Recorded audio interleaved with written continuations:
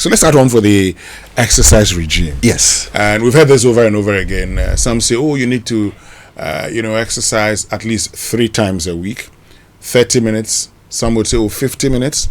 Then you hear, okay, but that should be, if you're just walking, it should be brisk walking, and you should be able to cover at least 2 kilometers in 30 minutes. I beg you, Reverend Doctor. Thank you very much. Which is which? What should we do when it comes to physical, yes. activity? Yes. So I like the terminologies that you use because they are distinct in many ways.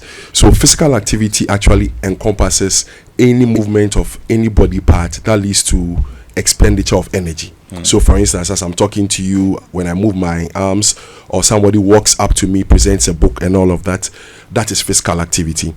But with respect to exercise, there are characteristics of exercise. That means that that particular physical activity is planned, it is structured, it is repetitive, and the aim is either to improve fitness or maintain wellness. So just as in, let's go back to our basics in mathematics. So you have a bigger circle, which is the big set, and exercise is a subset of physical activity. In that, if you say you are exercising, it should not be a one-off thing. 1, it should be planned. 2, it should be structured. 3 is repetitive. And then the aim is either to maintain your wellness or improve an aspect of your wellness or fitness. So to answer your question directly about the frequency, the WHO has set minimum, and emphasis on minimum, because sometimes when we hear these discussions, somebody says, oh, okay, then I've met the criteria that the doctor mentioned online. This is minimum. And of course, we have different people who are engaged in different kinds of activities. So you can't compare yourself to an elite athlete, neither can maybe a 75-year-old man or woman who is listening to us compare what is expected of him or her. So the minimum criteria from WHO is that you'd have 150 minutes of moderate intensity activity in a week. Okay. That is the standard. 150 minutes of moderate intensity physical activity in a week. Hold on a minute. The moderate intensity physical activity, what is that? Okay. So objectively, there's a way of analyzing it or determining it, which is determined by your age and then your resting pause. There's a cursory way of looking at it. So there's a formula. So it's maybe 220. If somebody is 20 years, you take 20 from the 220. That means the maximum heart rate of that person is 200. And then the moderate intensity is that you are going to take about 40 to 60% of that maximum heart rate as your target heart rate during the physical activity. But let's be less technical about it. So subjectively, we say if you engage in any physical activity that can maintain a conversation, that is mild. If you are engaged in physical activity that you can sing, that is about moderate. But if you engage in physical activity where you are panting, that is vigorous. So those are subjective parameters that could be equated to the intensity of a particular physical activity. But you need to drill down into the specific age of the person to be able to determine the maximum heart rate of the person, the resting heart rate, and then based on that calculation, you can say that whilst you are engaging in moderate physical activity, you are expected not to exceed a threshold of, say, 130 beats per minute. Okay. So let's say if you're between 30 to 40. Okay. And from there we look at 40 to 50. Okay. So we can go through the arithmetic. So let's pick 40. So the formula says 220 minus 40. That gives us 180. That means that the highest you can achieve doing exercise is 180 beats per minute. And we don't expect you to go beyond that one. So that's your maximum heart rate if you are 40 years. And then if we are aiming at what we call the moderate intensity, we are going to have a calculation of 40 to 60% of that 180. So a casual look, if we keep it at 50%, we say that comes to about 90. So if you have that 90 beats per minute, then we add what is your base or heart rate at rest. So as I'm talking to you without any physical activity, my heart rate is 70, and then we are saying that 50% of my maximum heart rate is 90. My moderate physical activity in terms of intensity, moderate intensity physical activity should be around the 90 plus the 70, which is 160. Oh, okay. So it's a bit cumbersome, but it helps us objectively determine what someone should be engaging and what should be the target. Because there are incidents where people want to compare and they go overboard. because even though exercise is good, if it's not well, monitored, people may either engage in under activity and that holds less benefit, or now overindulge that would have some other complications. Talking about overindulge, because we've had instances where we said he was in the gym, collapsed and died, or he was walking, collapsed and died. And the surprise is, but this guy is actually exercising. So the general expectation is that if he's exercising, he's doing the right thing. Yes. So why would one on an exercise all of a sudden suffer a cardiac arrest? So there are different scenarios for different people. I must say that during any kind of physical activity, the demand for the or the requirement of the body when it comes to the way the heart works is higher. So as I'm sitting or I'm eating, I'm watching Barcelona versus Real Madrid or Kotoko versus Hearts, you're just watching, of course, unless you're an ardent supporter, your heart rate may be lower, so you're at rest. The moment you engage in some kind of physical activity, then the requirement or the demand is higher. If there is any underlying cause or underlying risk factor or structural abnormality that will not allow your body to meet that minimum requirement, then those symptoms like chest pain, difficulty in breathing, becomes overt, and it is during that time is when that experience is not reduced or stopped altogether, can lead to some consequences. But I must say that in some instances, the people who are engaged in this may have had other conditions, because there are other conditions where, irrespective of engaging in that particular physical activity, they may have still ended up, unfortunately, in the case where maybe they have a stroke or they have an medical emergency.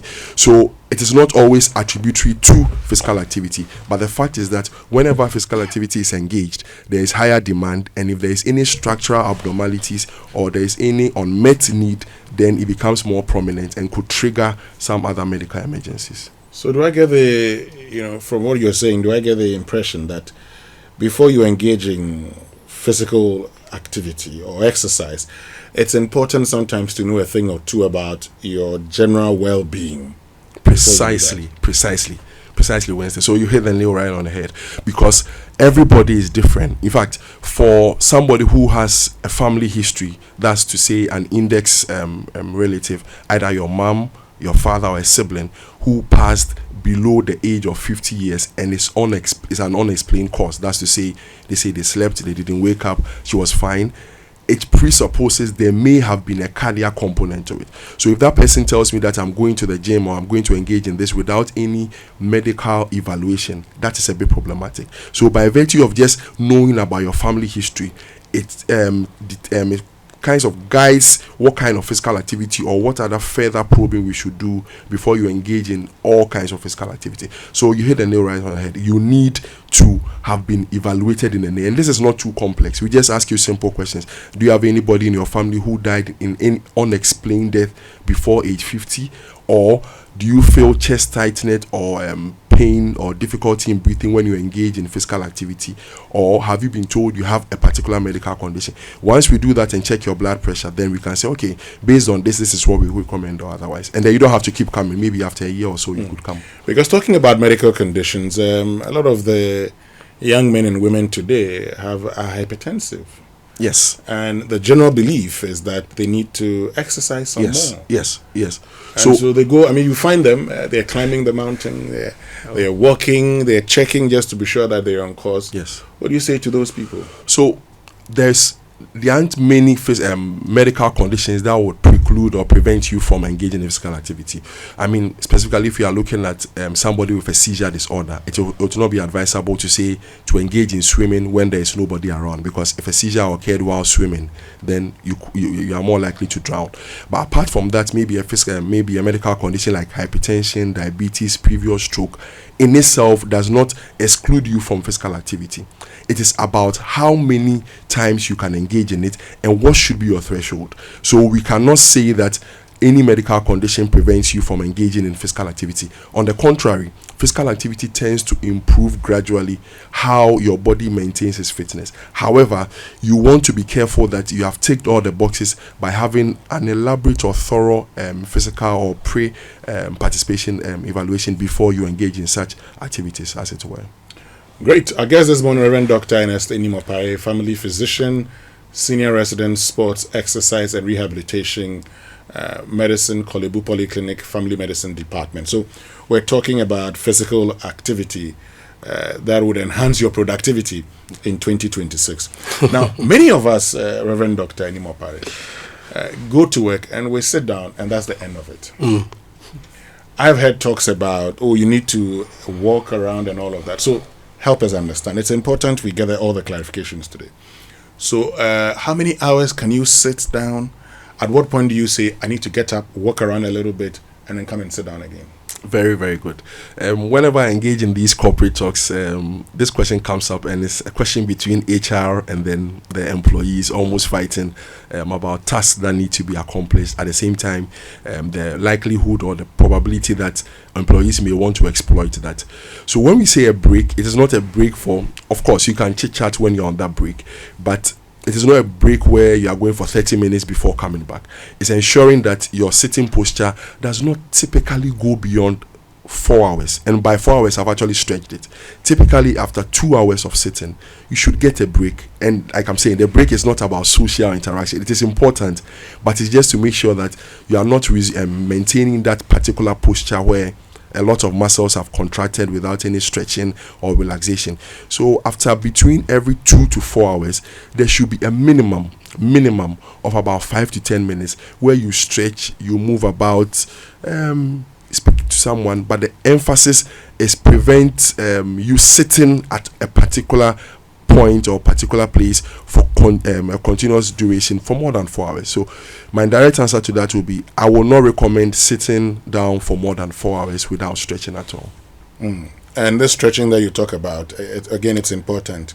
What constitutes the stretching? Yes. You just walk around and come and sit down, or you probably would do, say, 5 minutes, 10 minutes? So first of all, you need to give yourself the break. So the emphasis is stop sitting for more than 4 hours without standing at all. So once you get up out of your seat, you walk around, that is enough break. Like I said, you can just say hello, hi to a few colleagues at work, and then you can stretch, as in you can go bend forward, bend backward, just to give your body the break. And then psychologically, it also helps you re-energize. Sometimes we downplay the psychological benefits of these, because when you are sitting, sometimes you can have what they call presenteeism. You can be there physically, sit for 6 hours, and productivity is still low. But if you were given, I'm not talking about the typical 1 hour break where you go have lunch with your friends.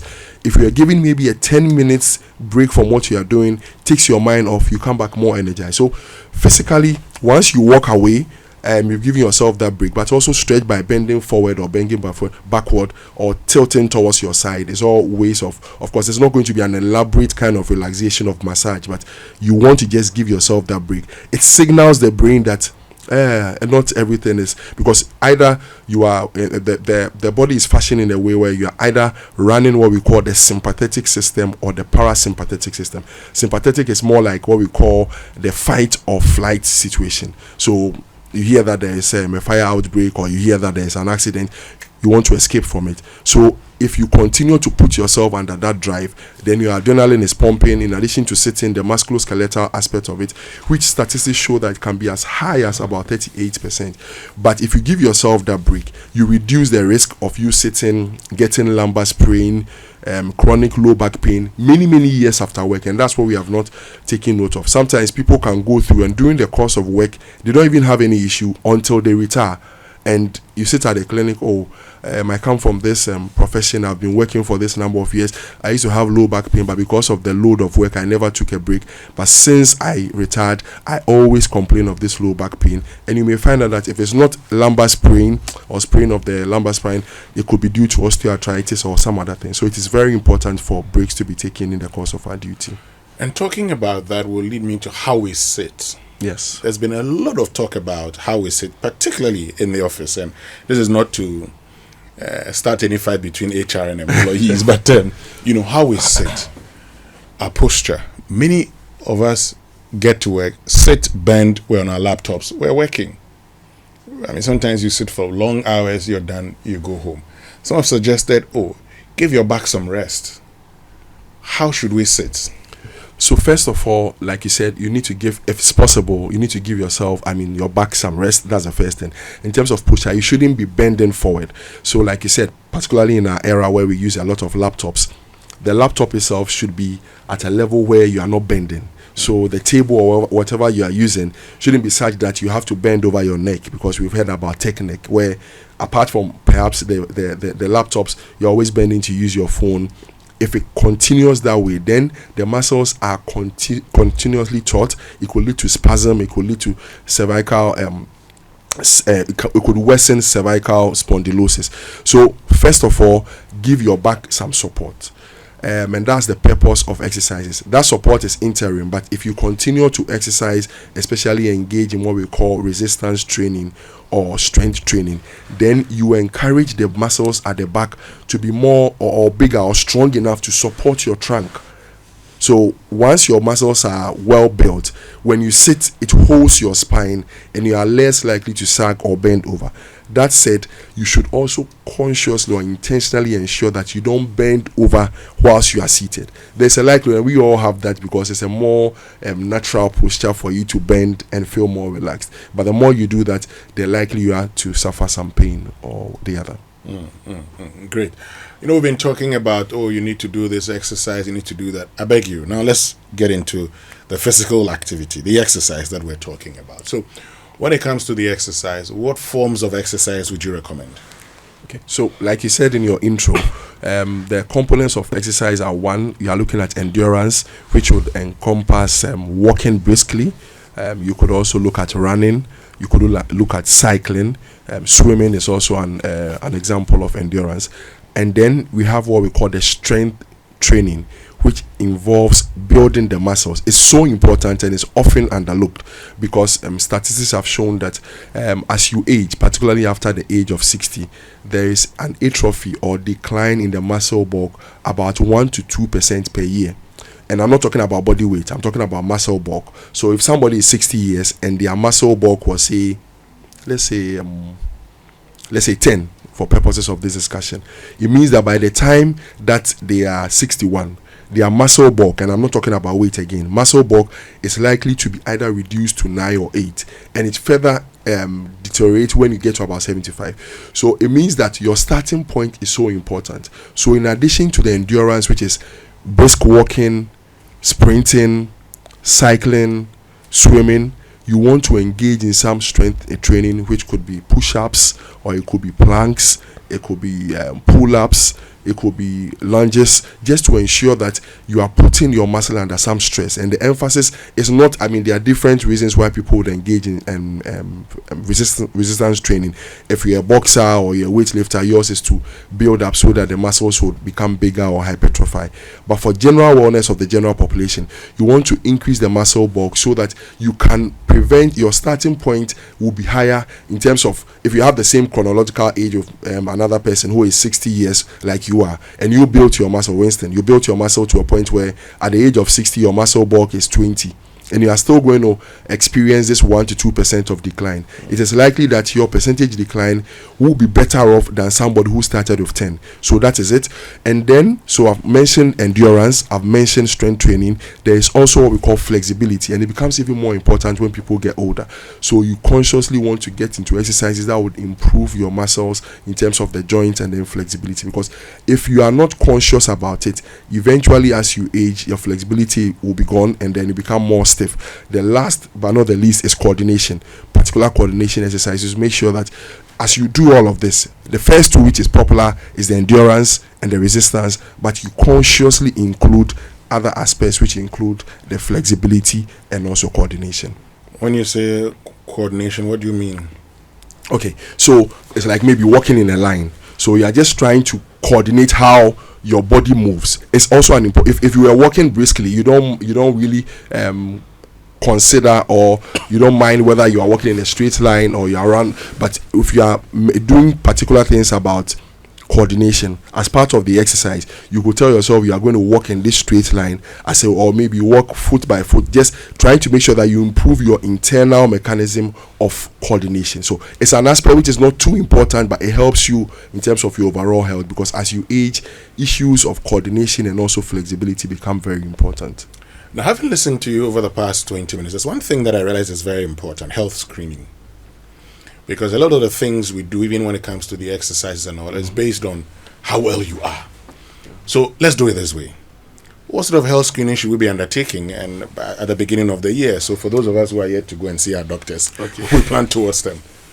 Okay, so let me start off by saying this: health screening depends on your age and also depends on your sex. So for the average adult in Ghana, regardless of your sex, we are looking at very important screening when it comes to non-communicable diseases. So you're looking at checking your, first of all, your BMI, which is your body mass index. Many people have been in the hospital where somebody calls and says, "Oh, doctor, I want to do my medicals. I'll go and do the labs and send you my results." I still screen them, but it's not good enough. The first step to medical screening includes physical examination. So people skip that and say, "Oh, I don't want to be in the queue. I'm just going to do the labs." It's important. So please, blood pressure, body weight, height, which gives you your BMI, are integral.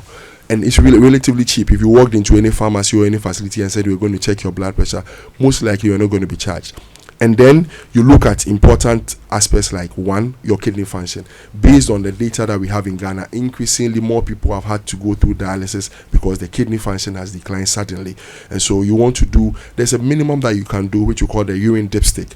If the urine dipstick shows that there's a lot of protein in the urine, it presupposes that the kidney function may be declining or has already declined. And then added to that one is the kidney function.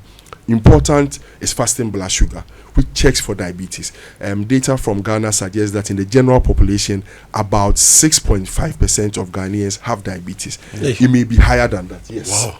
About 6.5%. And in fact, before I came to the studio, I had a look at one of the most recent health reports in Ghana, which is called the 2023 Ghana Steps Health Report. It's one of a standardized way that the World Health Organization seeks to engage in surveillance of illnesses. And it has shown that in terms of health risk, only about 11% of Ghanaians have no risk factor for a non-communicable disease. So about 76% have at least two factors. That means that either they are engaged in inadequate physical activity, they are not eating well, there's a strong history of alcohol misuse, there could be a history of hypertension or diabetes. So back to your question, the first step is to check your blood pressure, check your weight, have your kidney function checked. Very important, fasting blood sugar or random blood sugar. But to make a diagnosis of diabetes, fasting blood sugar is preferred. There are other tests if the person can afford, which is called a glycated hemoglobin, which is also used to diagnose diabetes. The last but not the least is that you have to check for your blood cholesterol. You may see somebody who is lean, but their cholesterol may be high. So your overall weight or size does not really tell that you may have this condition or the other. Having said this general stuff, there are sex-specific screening tests that are encouraged. So if a woman is listening to us this morning and the woman is between 20 and 40 years, the prevalence of breast cancer keeps increasing in our country. And so 20 years and between 20 and 40 years, in addition to self-breast examination, it is recommended that you undertake the maybe annual ultrasound. If you are between 20 and 40 years, annual ultrasound. If you are more than 40, then you can engage in the mammogram, and that can be done after every 3 years or after every 2 years if it is normal. And then you can also engage in cervical screening. For the men, prostate is quite common. As opposed to other jurisdictions, research has suggested that blacks are more likely to have prostate cancer than the Caucasians. So the recommendation is that it is not mandatory. In addition to the ones that the general tests that I mentioned, a man over 40 years, it is recommended that if it's possible, you add screening of the prostate as part of the routine examination, which is often done with clinical examination and the prostate specific antigen. So off the top of my head, these are general baseline medical examination that you could engage in. But for instance, if somebody comes from a family where there's a history of a particular cancer, say maybe colon cancer, they may need to be screened for colon cancer much earlier than the general population. I mean, the threshold for screening for, say, colon cancer in the general population should be anywhere between 40 and 50. But if somebody has an index relative, father, mother, daughter, son, who has it, then it presupposes that screening must start early on. Great. So this morning we've been joined by Reverend Dr. Ernest Enim Opare, who is family physician and Senior Resident, Sports, Exercise and Rehabilitation Medicine, Kolebu Polyclinic, Family Medicine Department, and we're having a conversation about ensuring physical health for optimal productivity in 2026. Okay, so for all of you who are thinking, okay, this is supposed to be my year, oh boy, if you're not healthy, you cannot enjoy. Yeah. And so for me, I'm very, very particular on that. You've talked about the 150 minutes of moderate intensity. Okay. Now the 150, can you have it at the go, or you can have it in, bits? Okay, so previously many held the opinion that it should be daily, which came to about 30 minutes for 5 days in a week. But research has shown otherwise, that there's no real difference in terms of the effectiveness whether the person engaged in that moderate intensity physical activity in a day as opposed to having evenly distributed it over days. So you can have it on a weekend or have it daily, that's for 30 minutes. And remember, this is minimum. However, we know that there are contextual constraints, that if you only pushed your physical activity or exercise to the weekends, it is possible that a social event like a wedding, maybe unfortunately somebody may be bereaved, or an emergency comes up and you are not able to exercise. That is why, based on this context, many would advise that you would want to do maybe 30 minutes per day for 5 days. But effectively, statistics doesn't show there's any difference between doing the cumulative in a day or evenly distributing it in the course of the week. But talking about everything also, there's the conversation about even what we eat. I want to take you there briefly because we're exercising and all, and sometimes you go and walk for 1 hour 30 minutes, you come back and then you come and destroy everything that you've done. So while we're doing this, what should be our diet focus? Yes, so I really like the way you put it, because sometimes it's very ironical that people would go out to exercise and then, like you put it, come back and then more like refill whatever they've burnt. The general recommendation is that we should increase in terms of volume or percentage or proportion, the amount of vegetables and fruits that we take.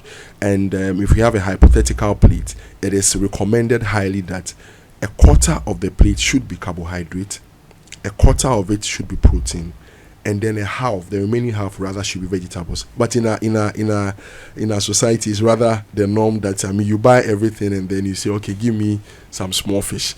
So if I'm going specifics, using the daily or the staple foods that we have in Ghana, you could look at maybe having a fist of fufu, hand fist of fufu, with some fish, and then some two ladles of soup. If you are looking at breakfast, for instance, there are many options, but I'm just trying to narrow down. Maybe you can take half to 1 full cup of oats, you can take 1 boiled egg, and then you can add maybe a slice or 2 of bread.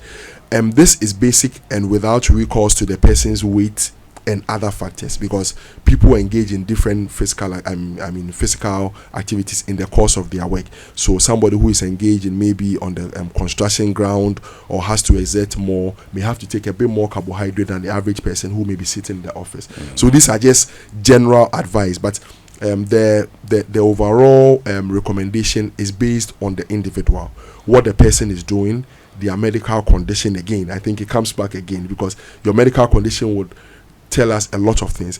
But that's a general advice. Please reduce salt altogether. Some people also take a lot of sugar. The advice is cut down on sugar. And then there is a misconception. You see people say, oh, as for me, I don't take sugar.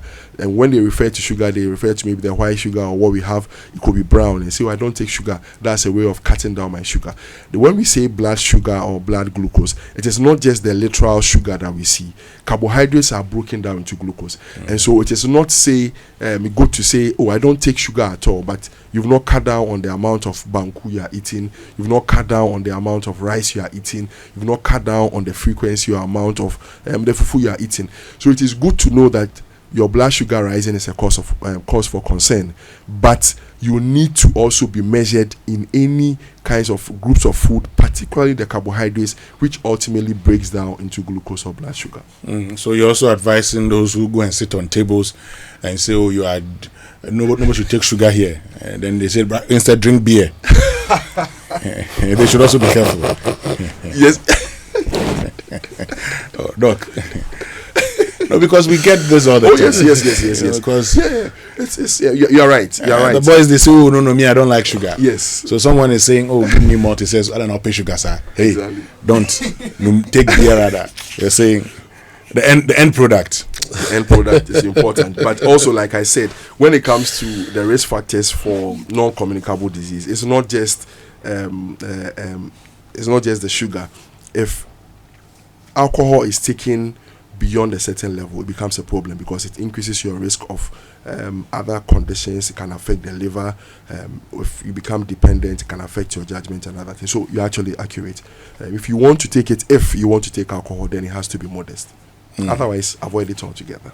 Great. Someone just sent me a message. Okay. Says that, how about the GCSPD status? It says that's something people should know. Certainly, I agree. The reason I didn't add this is we are looking at the general population. And also, these days, our health system is improving. So many children who are born in the hospital setting may have had this test done. And so if somebody wants to go ahead and add GCSPD, why not? But as a way of general recommendation, it is not what we do for everybody. And that's why the individual history is important. So for instance, if somebody came this year and said, in addition to everything, I realized that I was given this particular medication and the color of my urine changed. I had jaundice in the eyes and I was told that was a side effect of the medication. Or I ate this particular food, fava beans or any other food, and then I had this. I'll quickly add GCSPD test to it, but as a way of general recommendation, we don't often do it because not many can maybe afford it at that point, and the prevalence is also low. So let's get back to the conversation. And Doc, already lots of messages, but let's start with what the question that Kojo asked. Yes. So based on the discussion we've had so far, the general recommendation is to seek the periodic medical examination with or without any symptoms, and that's very key because many people may want to come to the hospital only when there's a symptom. But with what Kojo asked, it's very important. What are some of the maybe symptoms that are not too clear cut that we often may overlook? Top of my head and based on my experience, headaches. People come off and say, "Oh, I've had headache for the past 3 days. I thought because I didn't have enough sleep or I was overwhelmed." And we check the blood pressure, and there's no exaggeration. The normal blood pressure for an adult, ideally, the systolic or the one on top is not supposed to exceed 140. The one below should not exceed 80 or 90. And people walking, "Oh, I just had headache. I decided that after a number of days, I want to just come to the hospital for some pain relief." And that's how they put it. Their blood pressure is over the roof. I have personally seen people with a systolic blood pressure of 180, 190 who walked into the hospital themselves, not because they had any, in quotes, very life-threatening symptom. They just said, "Okay, I've had a headache for enough. I'm just walking to the hospital." So very often we often want to make headache so simple, mild, unimportant. The second thing is also vision. People complain that I can't see clearly, and when it comes to diabetes, is one of the things that is often underlooked as well. So they come, I just came to see, and where I work at the Kolebu Polyclinic, because it's a polyclinic, we have different subspecialties in there. So we have somebody in charge of eye, a unit in charge that sees people with their eye, and then a unit for ear, and then we have a dietitian, public health. So they come straight to the eye center just to to assess the eye because they think that their vision is not as well as it should. And then as part of what we do at the polyclinic, we check the blood sugar once you come in. And the nurses just prompt us that this person actually reported to go and see the eye unit, but then the blood sugar is so high. And this person may not have even known, not previously diagnosed. So first of all, headache. Secondly, poor vision, and also poor sleep. And that has more to do with some psychological issues. So if you are not sleeping well, either the duration or the frequency, or you are not that active, it is important for you to come to the hospital. So these are general things. But of course, the other things like chest pain, difficulty in breathing, which many people will come to the hospital for, especially when there is pain, they would come. When they have difficulty in breathing, they will come. But the other two, often people don't come until it's just late, and then it's some other thing. How about somebody who regularly gets anansi? Very, very important. Very, very important. So you say, oh, this thing, I mean, somebody says, oh, I just hit my hand against the table, it will go away very soon. And it could be, it is not always the case, it could be a symptom of diabetes. It could be. When it comes to diabetes, the more common symptoms include passing a lot of urine in terms of the volume, or passing urine a lot more times at night. So typically, when you go to bed, you are not supposed to wake up more than 3 times to pass urine. Once you are passing more urine at night, that's more than 3 times, and the weather has not changed, maybe it's not cold, or you have not taken so much water, then, and it's also not an infection, it's a cause of concern. So I agree with you. In addition to headache, blurred vision, anansi, or the numbness, which we call the peripheral neuropathy, is also an important red flag that we should get to know, and lack of sleep as well. Great, and let's get into the questions. Kwesi in Sakaman is asking, can he use sex as a form of exercise? Hey, Kwesi. So Doc, let's go back to basics. Please ask Doc if sex is a good exercise. That's what I'm asking. Okay, so let's go back to basics. At the beginning of this discussion, we laid fundamental rule that physical activity is the broad thing. Any kind of expenditure, any kind of movement of the body part that leads to expenditure of energy is physical activity. But exercise is something that is planned, it is structured, it is repetitive, and it is aimed at either improving or maintaining your fitness. So, is there some kind of physical activity during sex? Yes, because during sex, objectively, your body adapts to that physical activity. Your heart rate increases, and so there is some movement, and so there is by all means expenditure of energy. Will that period of sex, I mean, lasting, I don't know what duration that he takes to have sex, X duration, will it be enough to meet the 150 minutes and also meet the minimum threshold in terms of moderate activity?